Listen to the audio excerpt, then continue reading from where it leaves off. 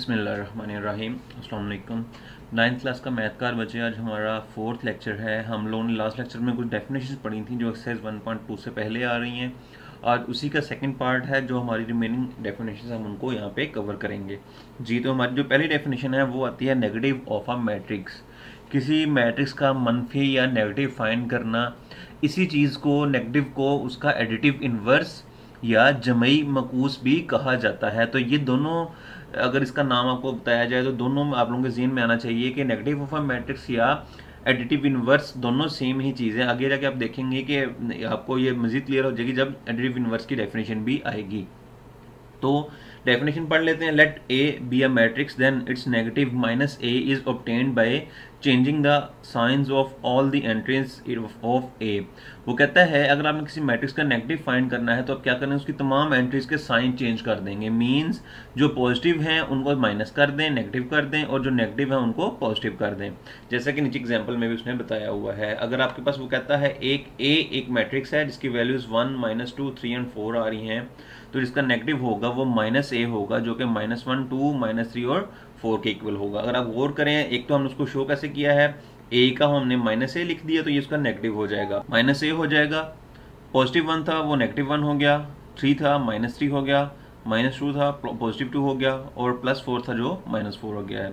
इसी तरीके से आगे चलते हैं। Symmetric matrix, a square matrix is symmetric matrix. सबसे पहली बात क्या है कि आपके पास जो मैट्रिक्स होना चाहिए वो स्क्वायर मैट्रिक्स होना चाहिए, यानी उसमें जितनी नंबर ऑफ रोज हों उतने ही नंबर ऑफ कॉलम्स होने चाहिए, दोनों इक्वल होंगे तो वो स्क्वायर मैट्रिक्स होगा। हम डेफिनेशन पहले पढ़ चुके हैं तो फिर उसको हम स्क्वायर मैट्रिक्स कहेंगे। तो कहता है अगर square matrix is symmetric matrix, symmetric होता है if it is equal to its transpose, यानी अगर हम उसी मैट्रिक्स का ट्रांसपोज लें तो वो ओरिजिनल जो मैट्रिक्स था उसी के इक्वल आ जाए तो फिर हम कहेंगे ये एक सिमेट्रिक मैट्रिक्स है। It means matrix A is symmetric if A transpose equals to A transpose जो है वो ए के ही इक्वल हो जाए तो फिर हम क्या कहेंगे ये सिमेट्रिक मैट्रिक्स है।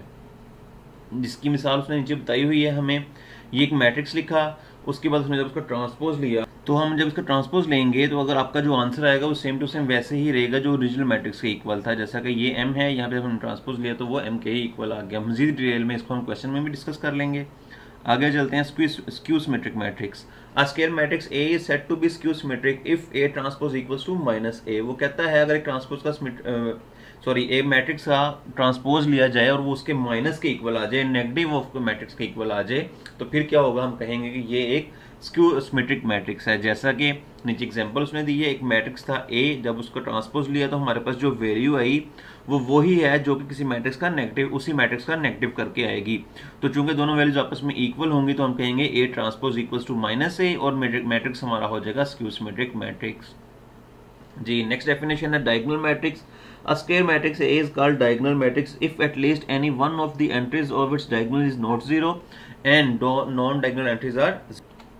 जी, तो वो यहाँ पे कहता है कि अगर मैट्रिक्स की डायगोनल एंट्रीज में से at least one entry non zero हो, यानी जीरो के अलावा हो, कम से कम एक या कम सारी भी हो सकती हैं लेकिन एटलीस्ट, या दो भी हो सकती हैं लेकिन एटलीस्ट या कम से कम एक एंट्री जो है वो जीरो के अलावा होनी चाहिए, और नॉन डायगोनल एंट्रीज और डायगोनल के अलावा जितनी वैल्यू होंगी वो जीरो हो जाएं तो फिर हम कहेंगे वो मैट्रिक्स एक डायगोनल मैट्रिक्स है। जैसा कि नीचे एग्जांपल्स में देख लें आप, ये हमारी डायगोनल एंट्रीज होती हैं जो इस तरीके से क्रॉस में आएंगी। जिस तरीके से यहाँ पे 1, 2, 3 लिखा हुआ है तो ये डायगोनल एंट्रीज हैं, यहाँ पे 1, 2, 2 ये डायगोनल एंट्रीज हैं, यहाँ पे 0, 1, 3 ये हमारी डायगोनल एंट्रीज हैं।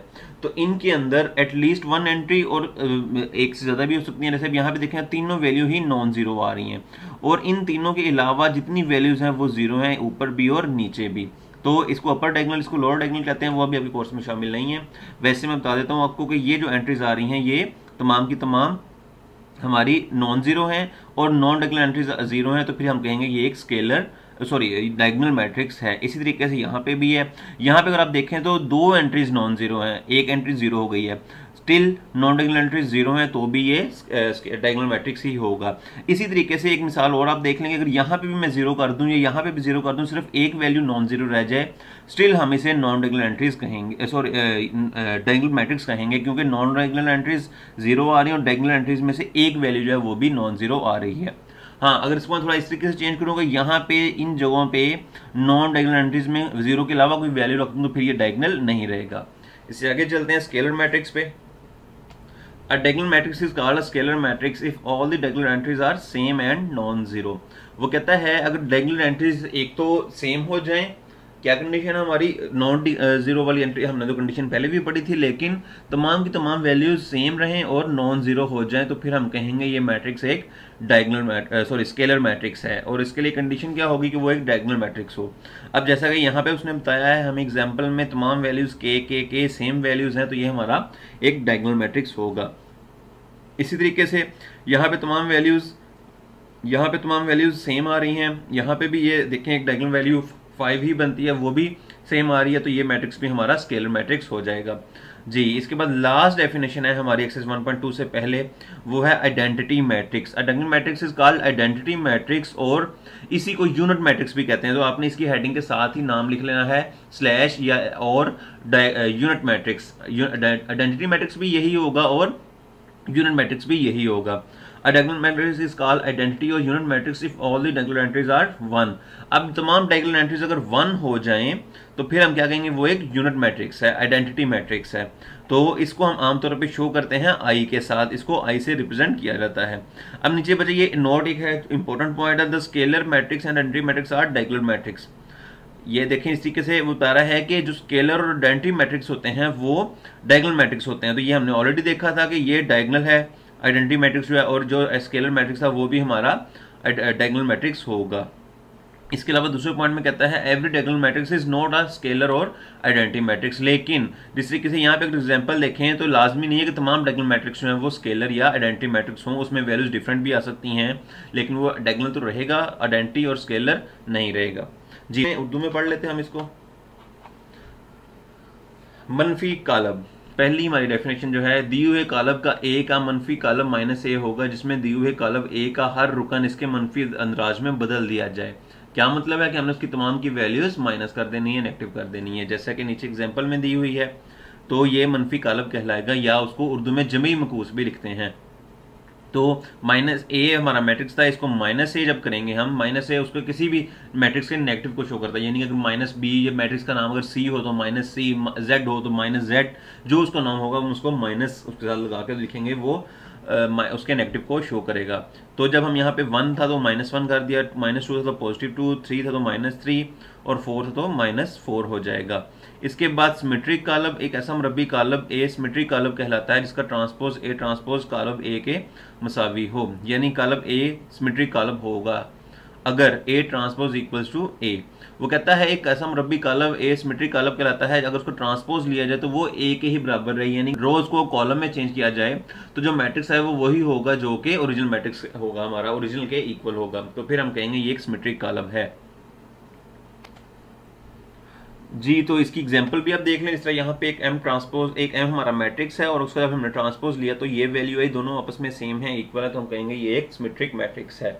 उसके बाद स्क्यू सिमेट्रिक मैट्रिक्स आ जाएगा। अगर एक मैट्रिक्स एक मरबी कालब ए को स्क्यू सिमेट्रिक कालब कहा जाता है अगर a transpose equals to -a या मनफी a के बराबर आ जाए, यानी अगर हम a का ट्रांसपोज लें और वो उसकी जो वैल्यू है वो वही हो जो कि उस मैट्रिक्स के माइनस के या मनफी के इक्वल है, जिस तरह की हमने ऊपर मनफी फाइंड करना सीखा था, तो फिर हम कहेंगे ये एक स्क्यू सिमेट्रिक कालब है। जिस तरह नीचे एग्जांपल भी दी हुई है, इसको बाकी डिटेल में हम क्वेश्चन आगे करेंगे भी सॉल्व। आगे आ गया है वती कालब, ऐसा कालब जिसके वतर के अरकान में कम से कम एक रुकन गैर सिफर और बाकी तमाम अरकान सिफर हो तो वो वतरी कालब कहलाता है। क्या मतलब है इस बात का, आपके सबसे पहले को पता होना चाहिए ये आपकी वतरी अरकान हैं जो इस तरीके से क्रॉस में एग्जिस्ट करेंगे। तो इसमें कम से कम एक एंट्री सिफर के अलावा होनी चाहिए, एक से ज्यादा भी हो सकती हैं, 2 भी हो सकती हैं, 3 भी, तमाम वैल्यूज भी सिफर के अलावा हो सकती हैं, लेकिन कम से कम एक जो है वो सिफर के अलावा हो। और गैर फितरी अरकान जैसा कि ये ऊपर वाली वैल्यूज हैं और नीचे वाली वैल्यूज हैं, ये आपकी 0 होनी चाहिए तमाम की तमाम। अगर ये 0 नहीं है तो फिर आपका ये मैट्रिक्स वितरी कालब नहीं होगा। तो चूंकि यहाँ पे अगर आप देखें तो तमाम वितरी अरकान 0 के अलावा हैं, गैर सिफर हैं, और तमाम गैर वित्तीय अरकान 0 हैं, तो ये हमारा वित्तीय कालब हो जाएगा। इसी तरीके से इसमें भी अब यहाँ पे हमारे पास 2 वैल्यूज आ रही हैं, लेकिन स्टिल हमने पढ़ा था कि सिर्फ एक लाजमी है होना, एक से ज्यादा भी हो सकते हैं लेकिन कम से कम एक होना लाजमी है, तो ये भी फिर हमारा वित्तीय कालब हो जाएगा। इस तरीके से स्केलर कालब है एक ऐसा वित्तीय कालब जिसमें वितर के तमाम अरकान या अंदराज यकसा हों, स्केलर कालब कहलाता है। मतलब क्या इस बात का, अगर हमारी तमाम वैल्यूज या तमाम एंट्रीज सेम हो जाएं डायगोनल की तो फिर हम कहेंगे ये एक स्केलर मैट्रिक्स है। जैसा कि यहाँ पे तमाम वैल्यू सेम है, यहाँ पे वैल्यूज तमाम सेम है, ये वैल्यू एक ही वैल्यू आ रही है वो पहले ही सेम रहेगी, तो फिर हमारा ये स्केलर मैट्रिक्स बन जाएगा। वहदानी या ज़रबी ज़ाती कालब एक अद्वितीय कालब जो स्केलर कालब भी हो, हर वित्रीय रुकन एक हो और हर वित्तीय रुकन एक हो, वहदानी या ज़रबी ज़ाती कालब कहलाता है, जिसको एक से ज़ाहिर किया जाता है। अब यहाँ पे हमने क्या किया है, वो कहता है कि अगर इसके जो तमाम वित्रीय अरकान हैं वो एक हो जाएं, वन लिखे जाएं, वन हो जाएं, और गैर बाकी सारी वैल्यूज सिफर रहें, जो कि हमारी पहली कंडीशन है उसको वित्रीय कालब के लिए, तो फिर हम इसको ज़रबी ज़ाती या वहदानी कालब कहेंगे, और इसको आई से शो किया जाता है। इसको सिंबल क्या है लिखने का, आई। तो इस तरीके से आप ये डेफिनेशन है, नीचे इसमें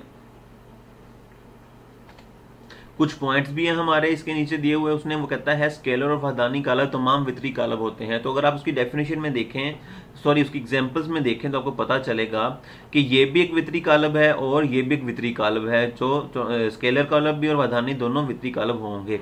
हर कालब वित्रीय कालब स्केलर या वहदानी नहीं हो सकता, लेकिन अगर हम लोग वित्रीय कालब की एग्जाम्पल में देखें तो इनमें ये ना तो वहदानी बन रहे हैं और ना ही ज़रबी ज़ाती कालब या सॉरी स्केलर कालब बन रहे हैं। तो इसका मतलब है कि वित्रीय कालब का वहदानी या स्केलर होना लाजमी नहीं है, लेकिन इससे उल्ट होना लाजमी, यानी स्केलर भी और वहदानी भी लाजमी वित्रीय कालब होंगे।